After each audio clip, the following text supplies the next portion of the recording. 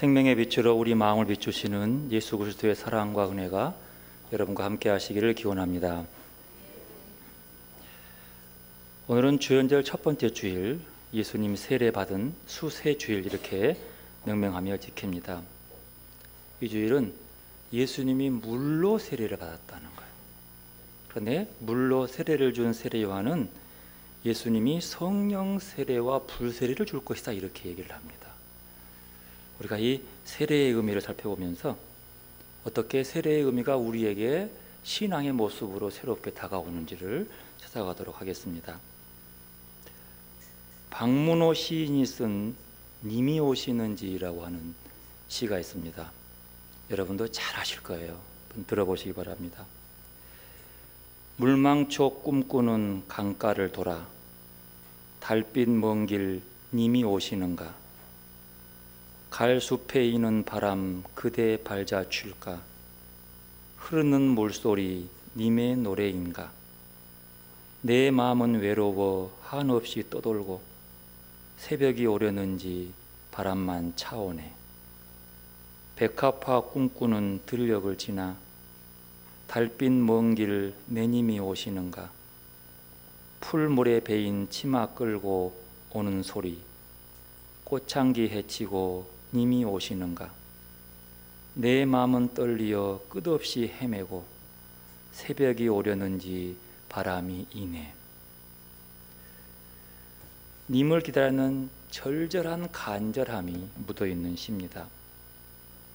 어둑한 달빛 속에 저쪽 달빛 그림자를 보면서 혹시 님이 아닌가라고 돌아보는 그 마음, 갈숲에 있는 바람에도 혹시 님이 오는 발자국 소리인가라고 듣는 그 기다림, 흐르는 시냇물 소리에 님이 내를 향해 불러주는 사랑의 세레나데가 아닌가라고 들을 수 있는 그 귀 말이에요. 꽃밭에 꽃을 보면서도 꽃몽니 속에서 님의 얼굴을 그리고 꽃향기를 맡으면서 님의 채취를 느끼는 그런 간절한 그리움, 얼마나 그리움과 얼마나 간절한 바람, 얼마나 간절한 기다림인지를 나타내는 시입니다. 오늘 누가복음에 나타나는 본문의 말씀은 이스라엘 백성들이 메시아를 기다리는 모습이 오늘 님이 오시기를 기다리는 이 시의 모습과 어쩜 그렇게 닮았는지 모르겠습니다. 누가복음 3장 15절에 보면 백성이 바라고 기다림으로 모든 사람이 요한을 혹 그리스도신가 심중에 생각하니, 얼마나 기다리고 바랐으면 세례 요한 보고 혹시 저분이 아닌가? 라고 느끼는, 그 속에 채취를 느끼고 그렇게 간절히 그리운, 간절히 사모하는 사람의 모습을 그려내는 거죠. 표준세번역은 이렇게 번역합니다. 백성이 그리스도를 고대하고 있는 터에 모두들 마음속으로 요한을 두고 그가 그리스도가 아닐까 하고 생각하였다. 얼마나 간절한 기다림입니까? 저 들판에서 털옷 입고 석청을 먹고 살아가는 그 야인 생활하는 사람을 향해서 그의 전하는 메시지와 그가 전하는 삶의 모습을 통해서 메시아를 그리는 그 간절함, 어쩜 그는 메시아가 아니라 세례 요한을 보고 그렇게 메시아의 오심을 금방 느끼며 그 스치는 바람결에 그를 님으로 착각했을까? 그럴 만한 이유가 있죠. 이스라엘 백성은 숱한 어려움 속에서 살았습니다. 바벨론의 포로에서 회복될 희망을 느끼지 못할 때에 이사야 선지자를 통해서 메시아가 태어날 것이라고, 처녀가 잉태해서 아들을 낳을 것인데 바로 그가 너희를 구원할 자라고 예언합니다. 그 예언의 말씀으로 기다리며 참다가 그들은 다시 포로에서 회복되어 예루살렘으로 돌아갑니다. 그 기쁨, 그리고 순간순간 힘들고 어려울 때마다 선지자들을 통해서 메시아가 곧 올 것을 기다리라고 사모하라는 말씀을 듣고 견뎌왔습니다.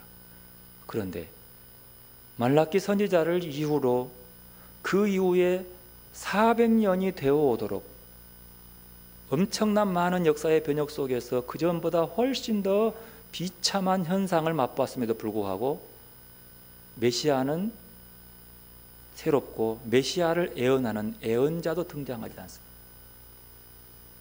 메시아의 모습을 보여주는 사람도 오지 않습니다. 그 기간 로마의 압제에 시달렸고 시리아의 공격 속에서 안티오코스 4세의 잔인한 혹독함을 치렀고 희망이 잘 보이지 않았습니다. 그래 개중에는 자기가 뭐가 되는 것인 것처럼 내가 메시아라고 이렇게 자칭 메시아라고 외치면서 자기를 내세우는 교만한 자들도 있기도 했습니다. 그러나 백성들은 그들을 메시아라고 인정하지 않습니다. 마음속에 사모하며 그리는 사람을 찾는데 그 모습과 비슷한 모습이 세례 요한이 이 사람인가 보구나. 얼마나 기뻤겠어요. 그의 형색이 아니라 그의 세력이 아니라 그의 힘이 아니라 그가 가진 모습 속에서 그가 전한 예언자적 메시지 속에서 메시아를 느낀 거죠.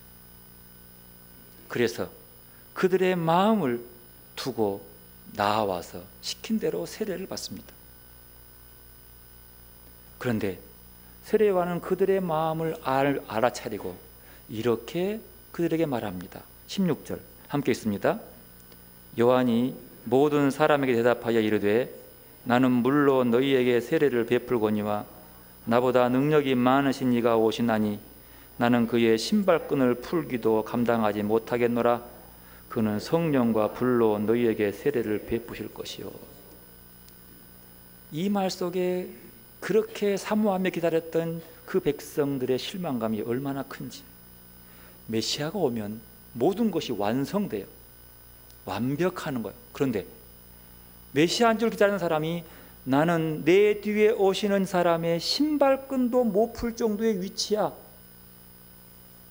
얼마나 실망하겠어요. 그러나 그 속에 또 하나의 희망의 불씨는 근데 그는 성령과 불로 세례를 준다 이 말이에요. 내가 물로 세례를 주면서 너희의 회개의 삶을 외쳤지만 그 삶보다도 더 뒤에 좀 보면 오는 그분은 불고 세례 준다.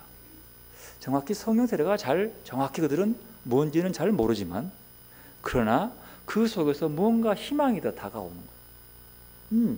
그러면 곧 올 수 있겠네? 라는 부푼 가슴, 더 설레임이 옵니다. 그때 세례 요한이 말합니다. 손에 키를 들고 타작마당을 정하게 하사 알곡은 모아 곡간에 들이고 죽정이는 꺼지지 않는 불에 태우시리라.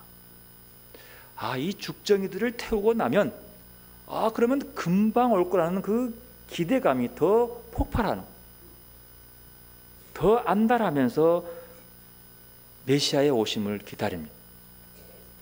세례 요한은 이렇게 말합니다. 너희의 삶을 돌이켜 회개하고 나로부터 물로 세례를 받는 것 참 중요하다. 그러나 그보다 더 중요한 것은 내 뒤에 오시는 그분을 알아보고 그분이 베푸시는 성령과 불 세례를 받아야 된다 이렇게 얘기합니다. 임박한 주님 오심이죠. 그들 기다림은 더 커졌습니다. 대체 물 세례가 성령 세례가 뭘까? 대체 성령 세례가 뭐길래 이렇게 물 세례 받고 새로운 삶의 모습으로 변화된 모습으로 새 사람으로 사는데 왜 그럴까라고 생각해 보게 되었습니다. 여러분, 물 세례라고 하는 것은요, 세례의 모습을 한번 볼 필요가 있어요.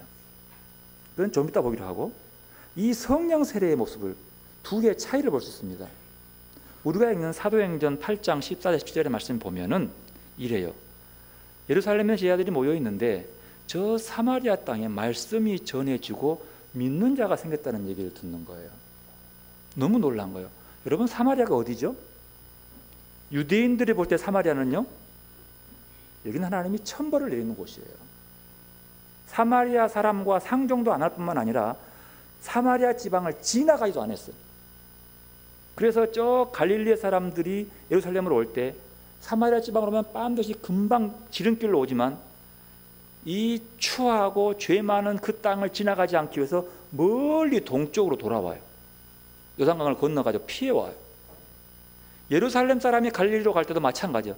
사마리아로 가지 않아요. 치안이 불안해서가 아니고 그것은 하나님이 부정한 땅이기 때문에, 하나님이 싫어하는 땅이라고 믿었기 때문입니다. 그런데 아니 그곳에 말씀이 전해진 거예요. 제자들은 유대인들에게, 이스라엘 백성들에게, 선민들에게 하나님의 말씀을 전하고 있는데 그곳에 전달되었다는 거예요. 아, 이게 사실인가? 사실 확인차 베드로와 요한을 보냅니다. 가서 보니까 정말로 그들이 예수의 이름으로 세례를 받고 있었다는 거예요. 너무 놀랐어요.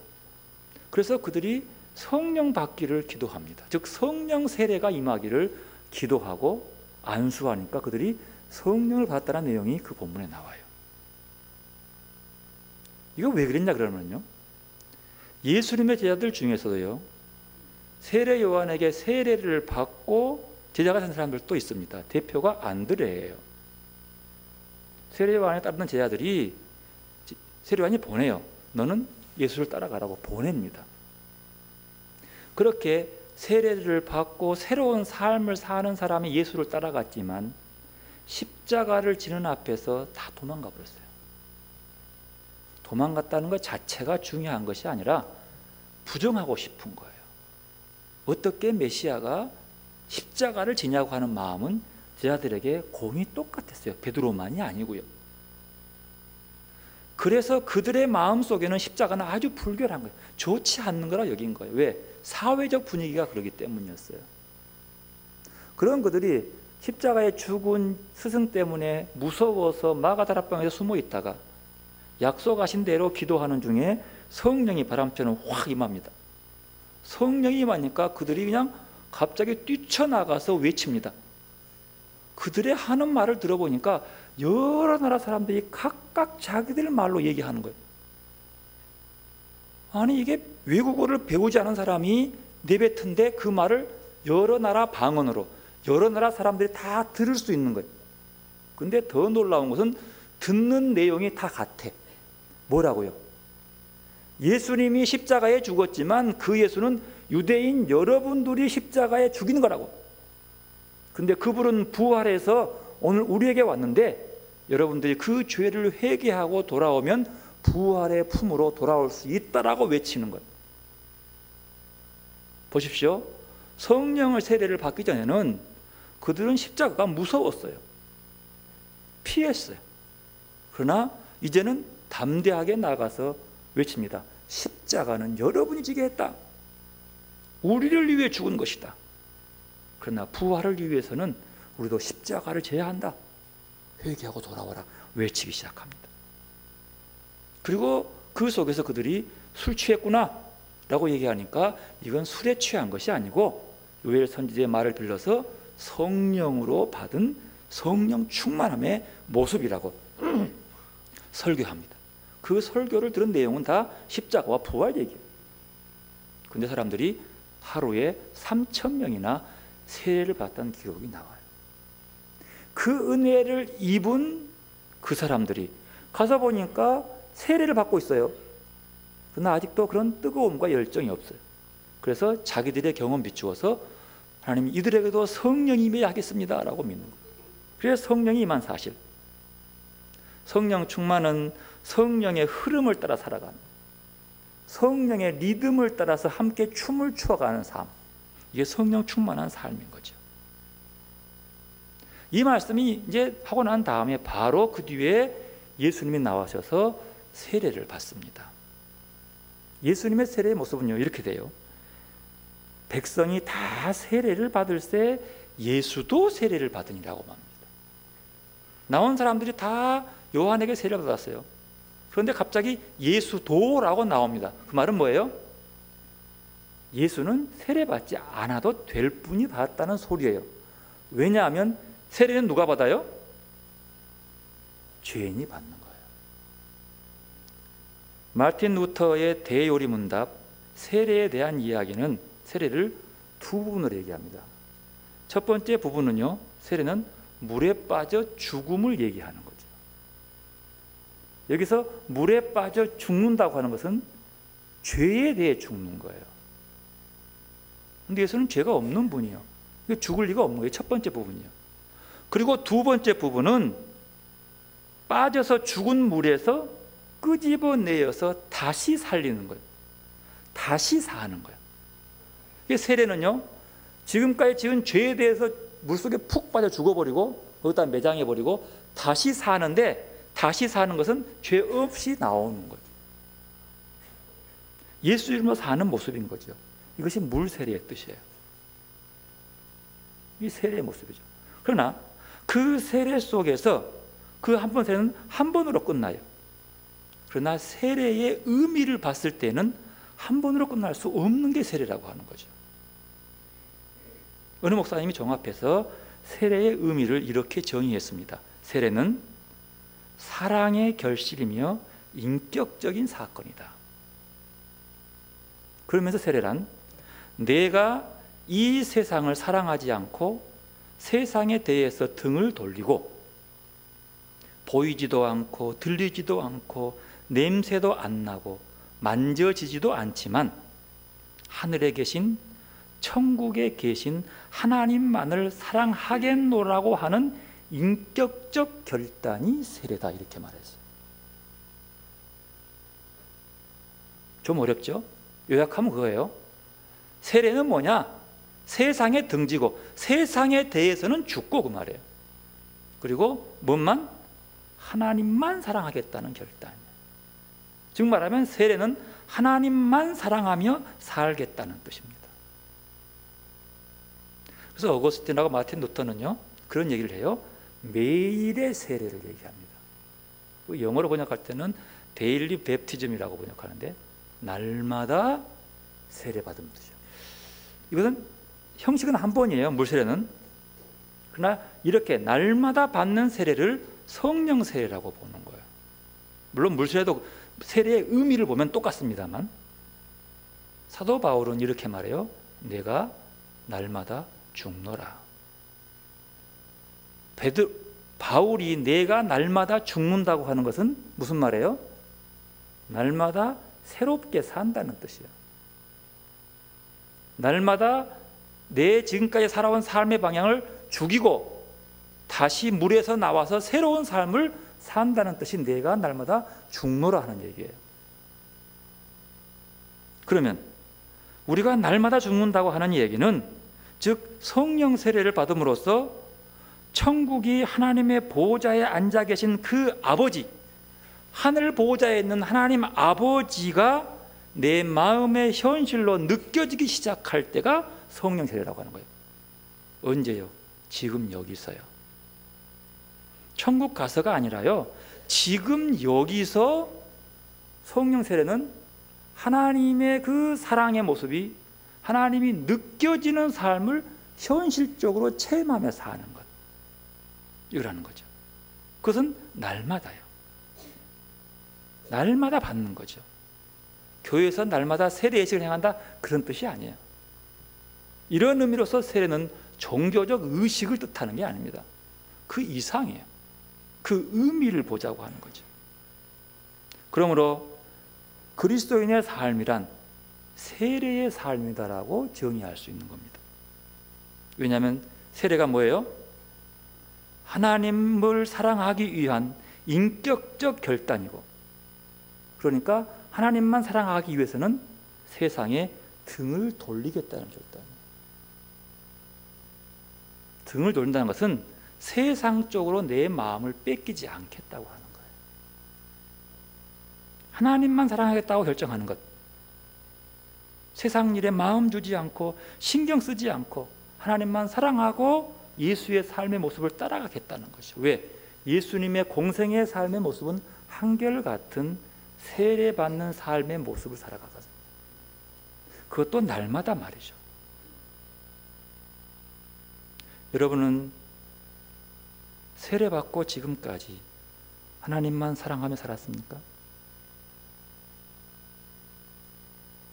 세례받고 지금까지 하나님 사랑하는 그 마음으로 예수님만 따라 살았습니까? 이게 중요해요.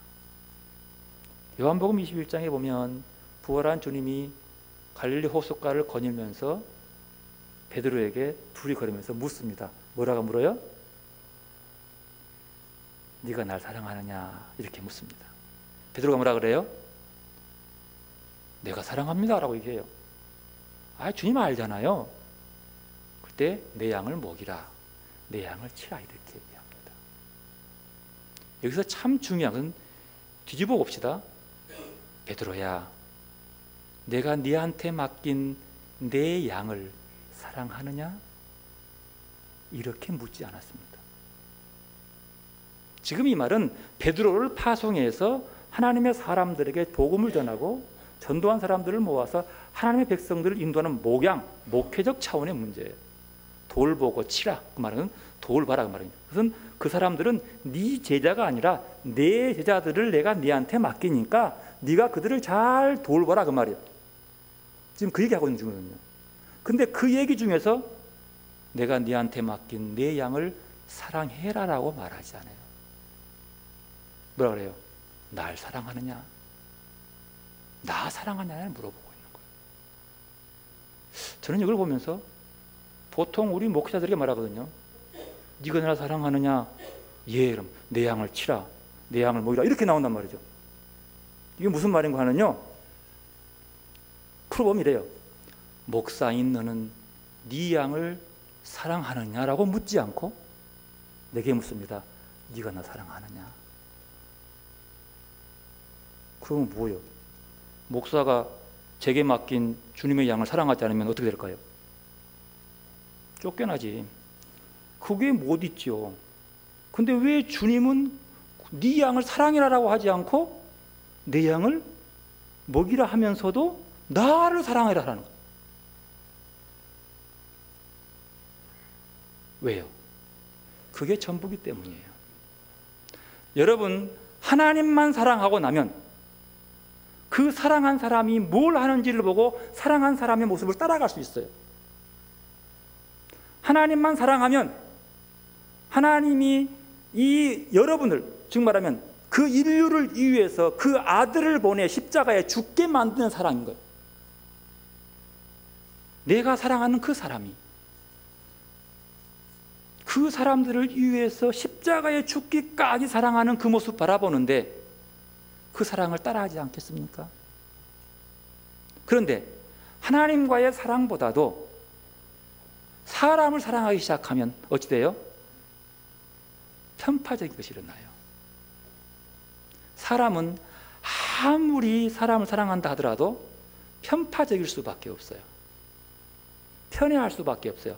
사람이 모두를 사랑할 수, 목사가 아무리 사랑이 크다 하더라도 그 교인들을 똑같이 사랑할 수 없어요. 미워한다는 게 아니고 나름대로는 사랑하지만 받는 사람들이 다 달리 받는 거예요. 그러니까 뭐가 생겨요? 싸움이 생겨요. 목사 편, 내 편하고 나눠게 되는 거예요. 그런데 하나님만 사랑하기 시작하면 그 표현이 달라지는 거죠. 그러면 뭐니까 문제예요? 네가 하나님만 사랑하지 않고 세상을 더, 여러분, 거룩한 일을 하는 목회도 세상 일입니다. 하나님만 사랑하는 거 아니에요. 하나님만 사랑하는 거예요. 자식을 사랑하는 건 당연하죠. 자식 사랑도 세상 사랑이요. 그것도 거룩한 사랑. 자식 사랑도 하나님만 사랑하는 그거가 다르는 거예요. 하나님만 사랑하는 삶 속에서 자식을 보는 거예요. 그 자식은 누가 사랑해요? 하나님이 사랑하시는 거예요. 본받아 가는 거예요. 우리가 할 수 있는 세례의 의미는 하나님만 사랑하겠다는 것입니다. 근데 보십시오.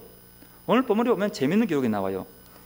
21절을 보면 성령이 다 세례를 받을 때 예수도 세례를 받으시고 기도하실 때에 하늘이 열리며, 하늘이 열려요.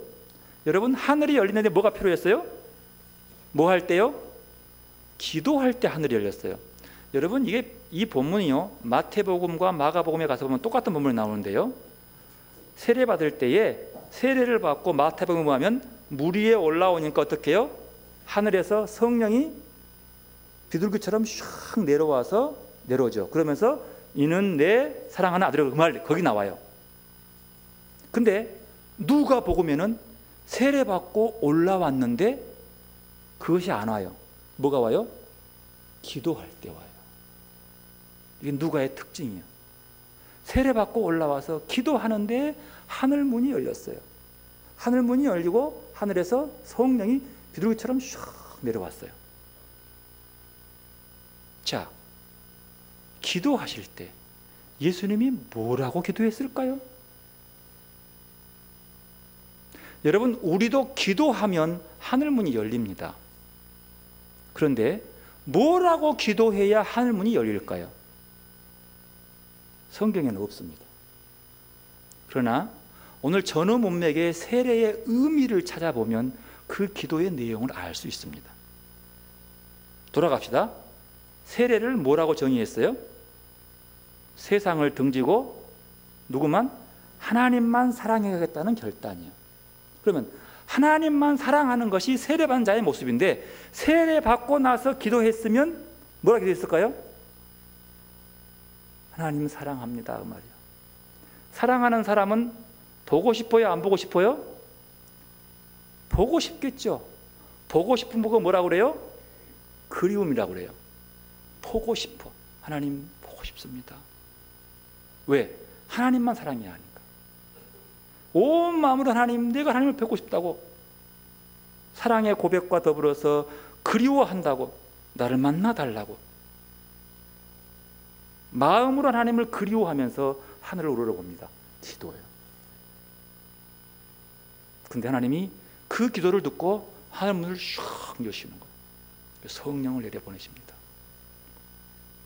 그리고 그 이후에 성령이 턱 임하시더니, 성령이 턱 임하더니 말합니다.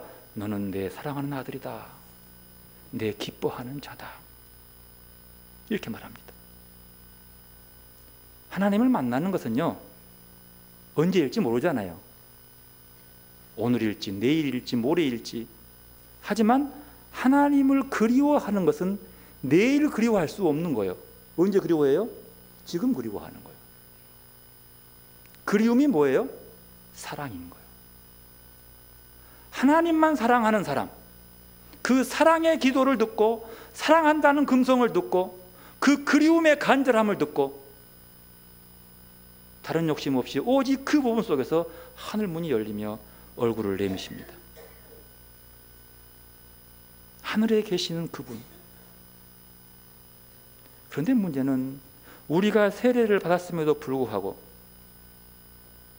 세상을 등지고 하나님만 사랑하겠다고 하면서도 우리의 마음은 하나님만 그리워하는 것이 아니라 세상 속에서 잘 되는 것을 그리워하고 이 땅에서 형통하기만을 그리워합니다. 무엇으로요? 마음으로. 하나님은 뭘 봐요? 마음을 보시는 거예요. 그 마음이 온통 하나님을 향한 사랑으로 차 있냐를 보시는 거예요. 그래서 그들의 마음 속에서 내 자식 잘 되려고 하는 마음, 내 자식 좋아해 주려는 마음, 돈 좀 더 잘 벌려는 마음, 이 마음이 없는 것이 아니라 이 마음으로 꽉 차 있으면서 하나님을 사랑할 수 있는 것이 아니란 말이죠. 그리고 좀 더 나가면 내가 구제 좀 하고 남 좀 도와주는 일, 빈민들에게 뭐 해주는 일, 이 모든 건 세상적인 일이에요. 세상의 일의 결과는 죄로 가게 되어 있는 거예요. 그 일이 나쁘다 좋다 그 뜻이 아니고, 그 뜻은 내가 구제하는 그 모습도 그건 내 마음의 모습, 세상을 향하는 모습이에요. 그러나 성경은 말해요. 하나님만 사랑하라. 하나님만 사랑하면 이웃을 미워하라 그 뜻입니까? 아니요. 하나님만 사랑하면 이웃을 미워할 수 없어요. 왜요? 하나님이 내 이웃을 내 몸처럼 사랑하고 있기 때문이에요. 여러분이 사랑하는 사람의 가족들을 미워합니까? 아니, 마누라가 이쁘면 어디다 절해요? 처갓집 말뚝에다 절해버려요. 왜냐하면 그것도 좋게 보이거든. 하나님만 사랑한다는 것은 하나님이 사랑한 사람을 절할 수밖에 없어. 그래서 하나님만 사랑하라는 뜻이요. 하나님을 사랑하지 않고 아니 자기 아내는 사랑 안 하고 처갓집만 사랑하면 사랑이 되겠습니까? 그건 사랑이라고 하지 않지요. 하나님만 사랑하면 하나님이 자기 아들을 보내서 십자가에 죽기까지 사랑하는 사람을 싫어하겠어요? 그러니까 그 말이에요. 하나님만 사랑하라는 거예요. 남 구제하는 것을 네 목적으로 삼지 말고 하나님 사랑하고 그를 봐. 배고픈 사람 보면 어찌하겠어요? 하나님 배고픈 사람을 굶어 죽으라 하겠어요? 너 게으르니까 죽어 그러겠어요? 그 모습이 보인다는 거죠. 돌아보십시다. 믿음이 뭡니까? 신앙이 뭡니까? 하나님에 대한 그리움이라고 봅니다. 믿음은 뭐냐? 하나님에 대한 그리움. 눈에 보이지 않고 들리지도 않고 만져지기도 않고 옆에도 없어 보이지만 그래도 들리는 것을 그리워하고 만지는 것을 만질 것을 기대하지만 믿음의 사람 기독교인들은요, 보이지 않는 그분을 그리워해요.